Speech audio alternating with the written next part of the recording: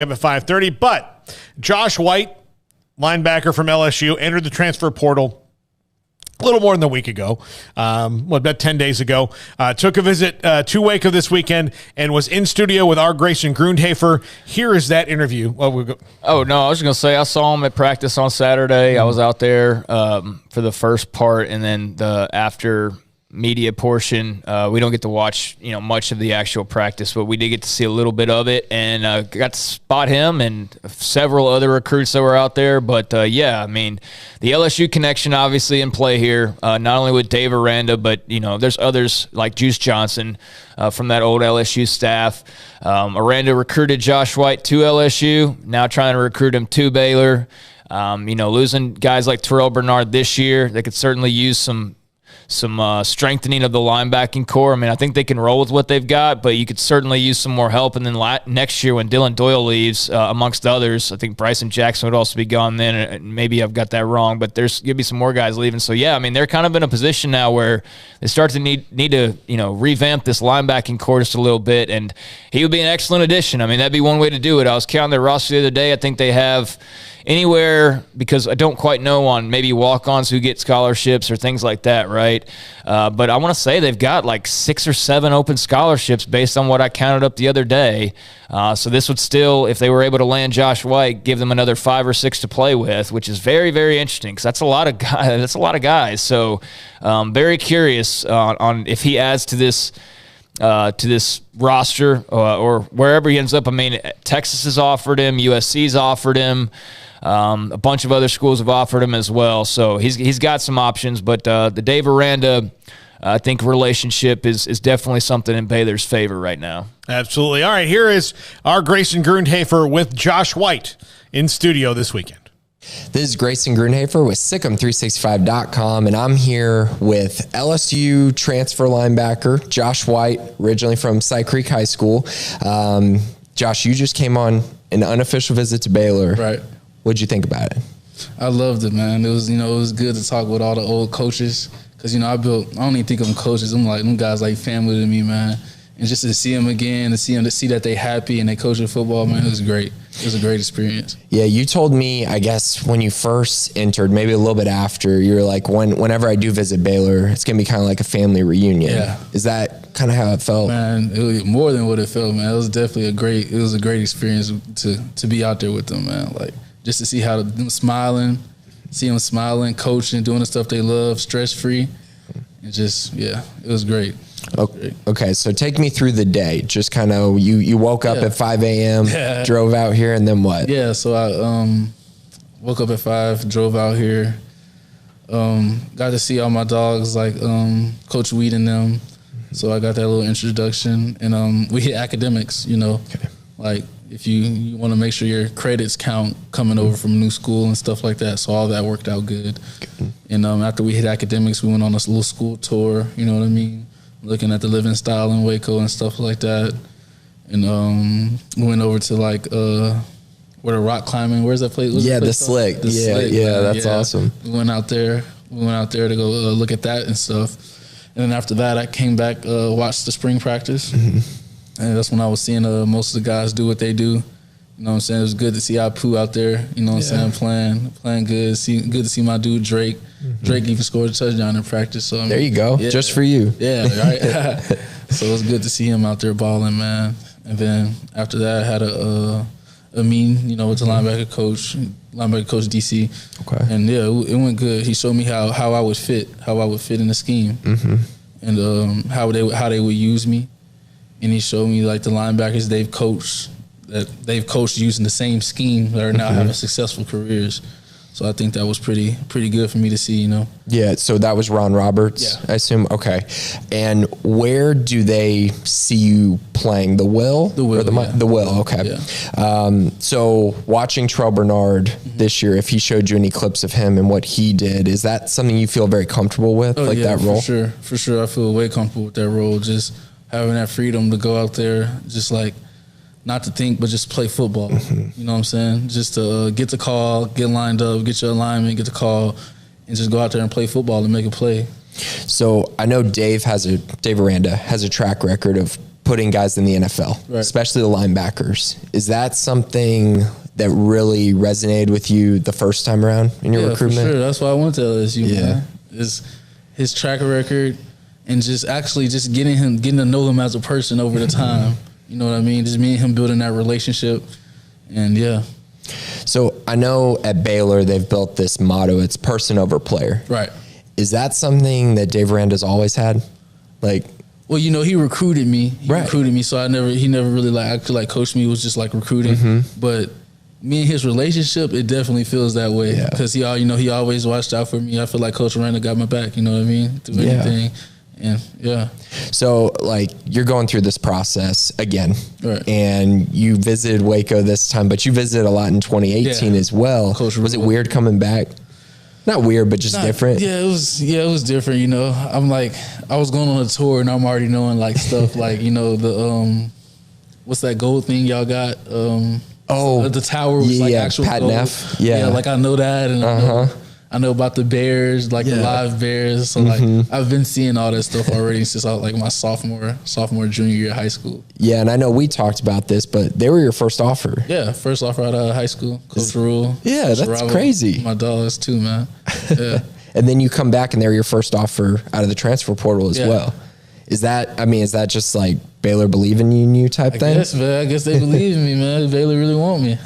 So, like, looking at Aranda at LSU, was there a particular guy when he was recruiting you that he was like, I want you to be like this former player. I want you to maybe, Right. I'm thinking like a Devin White or something like that. Is there anyone like that? Well, yeah, for sure. Well, you know, all them guys that you naming like Devin White and Patrick Coon, they got one thing in common, which is speed. Yeah. So I feel like him seeing my athletic ability on my high school tape and even on my LSU tape playing special teams, he feels like I have the speed to do what those guys can do. Yeah, and you mentioned to me, what'd you clock your miles per hour? Because I know y'all did that. LSU Yeah, it was like tracked a it. 22-12. Man, I mean, that's like wide receivers. Yeah. What they're running. Okay. Do you know when it was? Do you remember when they tracked it? Was it in practice or special teams? It was actually during the off season before spring football. So it's not long ago, but Yeah. it was off season before spring football had started. We're just doing the clocks and stuff. So yeah, that's what I had clocked in at. So I know a big thing you mentioned to me, and I know you're coming off an injury, right? Right. The labrum, right? I think is what it was. Yeah. So then you've had how many defensive coordinators in your time in college? Man, I like to count Coach Aranda just because me and his Yeah. relationship. So I throw Coach Aranda, and I've had Bo Pelini and Coach Baker, and now Coach House. That's crazy, man. So are you just ready for stability? Like I'm ready for stability, man. Yeah, most definitely stability and where I can grow and play. Okay, so I know your relationship with Dave Aranda is special, but what about your relationships with the other schools that are recruiting you and their coaches?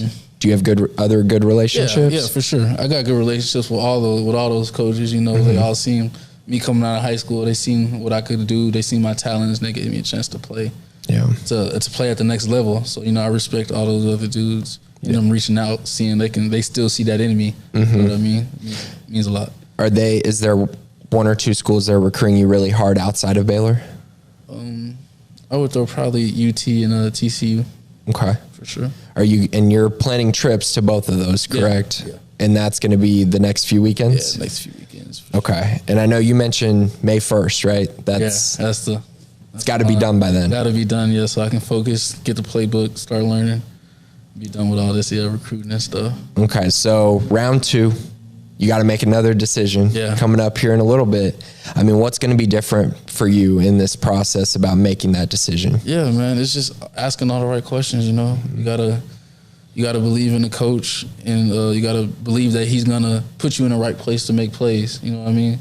And you gotta ask questions. You gotta ask the questions like, say if I had a problem like with my hands, like how are you gonna develop me to improve with that? You know what I mean? You gotta ask the questions of how they're gonna develop you.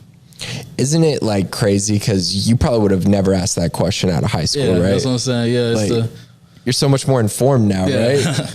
That's crazy. So having so many coaches, you know, it's just having so many coaches and knowing so many coaching styles. It's just A lot of stuff just stands out. You know what you like. You go learn what you like and what you don't like fast. So let's just say, yeah, I bet it's like, no, that's a deal breaker. Yeah, I don't want that. Okay, so I know you had mentioned USC as well. Is that pretty much? Yeah, I want to stay home. I want to stay in Texas. Yeah. Okay, is that a just be close to family type thing, or just close to family? And man, I love Texas. Like, even I'm gonna be honest with you. The reason why I went to LSU was because I was gonna be coached by Coach Aranda. Yeah, true. So. That was I left Texas, basically left Texas because of him.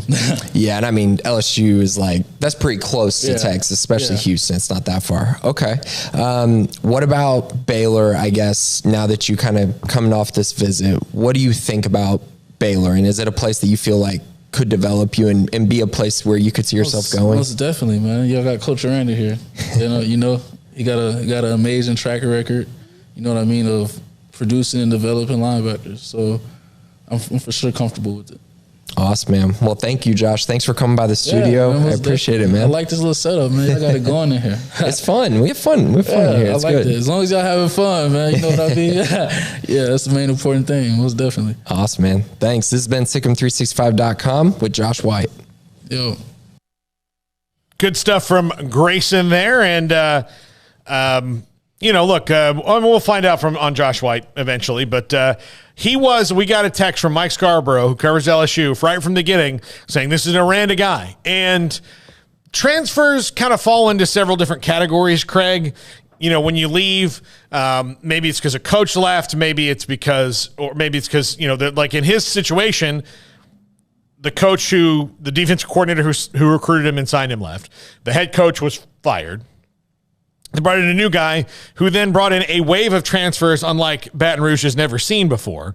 And particularly at his position, he's been injured. So he kind of falls into a bunch of the Venn diagram of his transfer is interesting. But where's he going to go after? Well, you start going down the list of schools that you wanted to go to before, or maybe with coaches you liked before. And he and Aranda had a good relationship. So not surprised to see him here seriously considering Baylor. No, I mean, He's just going around and talking to the folks that he already knows. I mean, Jeff Banks at Texas, there's a connection there, which is why we'll see if he goes and visits UT. I know he's expected to, I believe. Last I looked, I don't know if that's maybe changed or not. But, it's old connections when you jump back in that portal. And then, obviously a lot of new ones, I'm sure, as well have come to the dance to try and take him out and woo him because he's a good player. Obviously, a lot left in the tank because injuries have kind of derailed his first couple of years, but 4 years of eligibility remaining.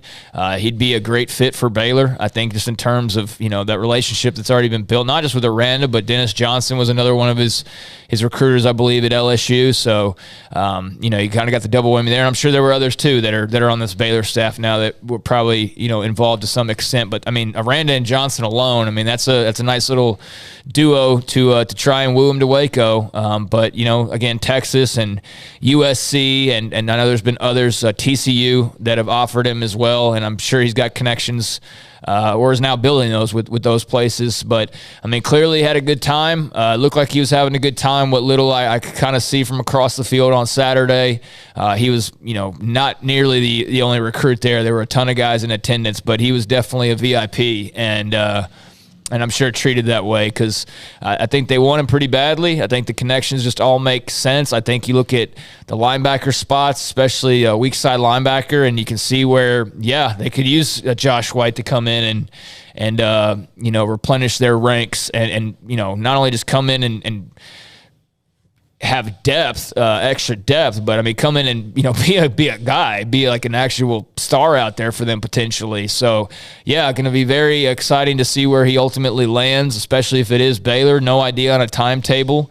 I can't imagine he'll drag it out too long because he's already missing spring ball for most people. So, that's already out the window. But I would think we'll learn something here.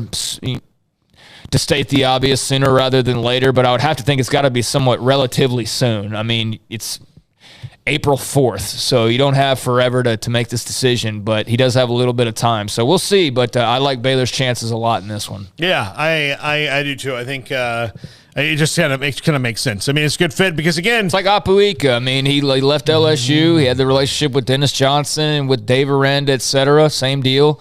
And, came to Waco. And I think Apu with a year like last year, and you would like to see a little bit more from him because it's just another year being older, another year in the system. You expect him to just get a little bit better. And if he does, Apu's going to be getting some draft buzz. I mean, that's going to be coming. So, he could have gone to BYU. He could have gone to Utah. I mean, that's where he's from. But, that Aranda connection as well as others came into play. And so hopefully that's the case with Josh White as well, because I think he could come in like Apu did and have an immediate impact. Yeah, absolutely. And there's a spot for him. I mean, look, they've got some good experience at linebacker coming back. Obviously, Dylan Doyle, can do everything that he can do. Matt Jones showed, his ability, but those are two guys who have proved it. But after that, it's a bunch of guys that you got to wonder about. And so he can step in right away and get a lot of playing time, if not start for a Baylor team that essentially runs a 3-4, 3-3-5, whatever you want to call it. But depending on that, what you really want to classify that star position as. But yeah, I mean, some say linebacker, some say DB, some say it's kind of a mutant. Thing. Yeah, it's not one or the other. It's a mutant spot that's just a little bit of everything. But yeah, I mean, Christian Morgan's apparently move positions, to deal with some of their departures. But Josh White, they could get creative and fun with him, or he could at least answer, some future questions that they have, and even some immediate questions that they have in terms of their depth and their star power at linebacker. But yeah, he's one to watch. Obviously, he's got some big offers in a short amount of time, and like I said, he seemed to have enjoyed himself. So they've made their pitch, and we'll see if it's enough to bring him to Waco. Well, as soon as he makes a decision, whatever it is, it'll be up on Sic'Em365.com. So whatever it is, whatever decision he makes, you'll know about it from us. So if he decides to come to Baylor, if he decides to go elsewhere, you'll find out about Josh White. So it's interesting. I do think this time of year for transfers, to me, is the most interesting because if you're transferring now, your decision was made kind of in different circumstances, or I mean, not necessarily different, but like, something's happened between signing day, like what his decision was signing day, the first transfer period. Then you've been like, oh, well, I see where I kind of stand here. Yeah. I don't know what it was for him. Yeah. Ultimately, I mean, I think he discussed it a little bit, but look, Baylor's got 6-7 scholarships available, something along those lines. I mean, again, I don't know who's on scholarship that you wouldn't expect to be, like a walk-on that's maybe on it. So you take, that changes the total there. But based on me just going through, okay, these are known scholarship players, and these are maybe a couple guys who I know got one eventually. I think they have 6 or 7, somewhere in that range. He'd make it, 5 or 6 still left. That's what's very curious to me is that remaining, in addition to the Josh White aspect of it, but those remaining scholarships. But to your point, is the reason why it's interesting because now we're going to start seeing how they're going to use them because spring ball is ongoing right now for most. I mean, I guess some have finished already, but this is when you'd expect the transfer portal to fill up is after spring ball or as teams are going through spring ball because guys are seeing like, oh, wait, I'm now 3rd on the depth chart. I'm not going to play here. I better go and get in the transfer portal. Or, hey, Brian Kelly's kind of a D-bag. I don't know if I want to play for him, anymore. So it'll dawn on guys at different times. But, the transfer portal's kind of gotten a little quiet because there was that initial rush at the beginning of the year and the portion of the postseason when a lot of that was going on. But I think we're about to see another rush. I think we're about to see, a bunch more guys jumping into that thing. So I'm very curious outside of Josh White, who Baylor may have their eyes on. But got to land him first and then go from there. Yeah, maybe